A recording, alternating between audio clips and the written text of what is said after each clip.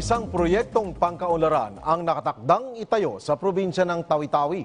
Ito ay ang Tawi-Tawi Eco Zone at Transshipment Port na malaki ang may tutulong sa turismo at kalakalan sa probinsya. Silipin natin yan mula kay Patrick De Jesus.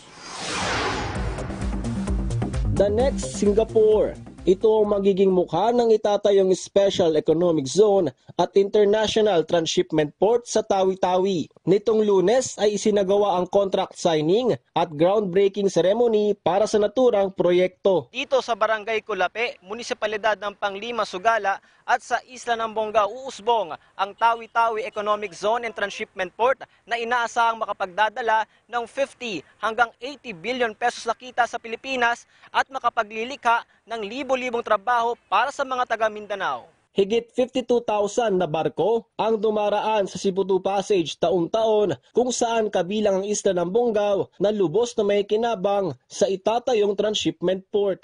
Ito rin ang magsisilbing trade hub para sa mga kalapit bansa na Brunei, Malaysia at Indonesia. Sa gagawing economic zone, inaasahang mapapaunlad rin nito ang ecotourism sa Tawi-Tawi na kilala sa magaganda nitong baybaying dagat.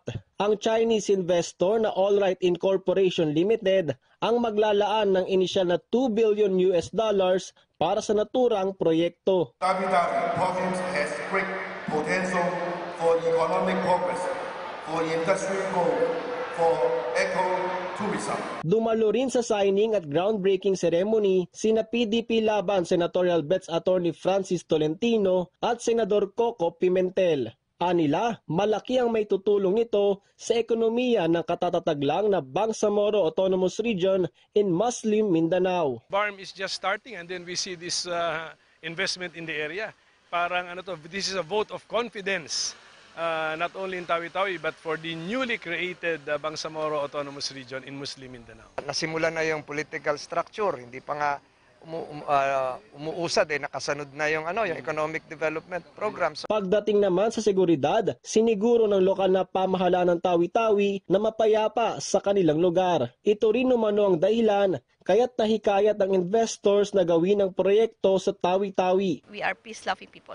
Actually, peace is the language of the heart of Tawi-Tawi. Kung may kita ang mga tao, busog ang mga tao, okay, mapayapa ang mga tao. Bagamat aprobado na ng Philippine Economic Zone Authority o PEZA ang itatayong Eco Zone at Port, kakailanganin pa nito ang lagda ni Pangulong Rodrigo Duterte para ganap na masimulan. Buo naman ang tiwala ng lokal na pamahalaan ng Tawi-Tawi at PEZA na susuportahan ito ng Pangulo. Lalo't isa sa mahalagang programa ng kanyang administrasyon ay ang Build, Build, Build. Few days after the administration of Duterte, he made mention, an announcement that he is interested to put up or establish a economic zone in southern Philippines. It has also the funds now, and we will have to start it anytime soon.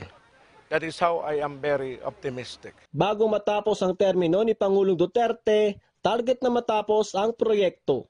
Mula rito sa Tawi-Tawi, kasama si Albert Del Rosario, Patrick De Jesus para sa Bayan.